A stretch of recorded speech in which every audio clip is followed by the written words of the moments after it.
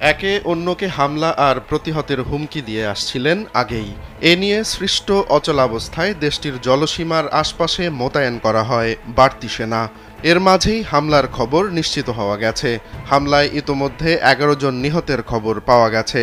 মার্কিন president Donald ট্রাম্পই এ হামলার বিষয় নিশ্চিত করেছেন।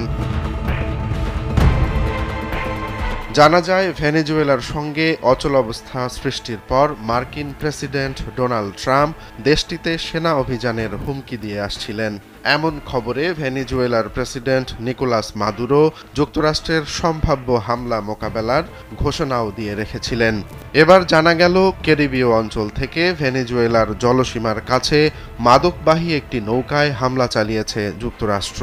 হামলায় অন্তত ১১ জন নিহত হয়েছে বলে জানিয়েছেন মার্কিন প্রেসিডেন্ট ডোনাল্ড ট্রাম্প।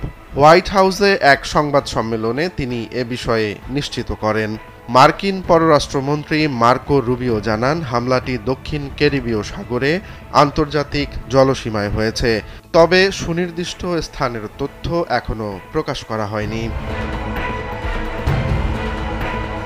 গত এক মাসে ক্যারিবীয় অঞ্চলে সামরিক উপস্থিতি বাড়াচ্ছে যুক্তরাষ্ট্র। জানা যায়, বর্তমানে ৭টি মার্কিন যুদ্ধজাহাজ ও একটি পারমাণবিক শক্তিচালিত সাবমেরিন ওই অঞ্চলে মোতায়েন করেছে যুক্তরাষ্ট্র।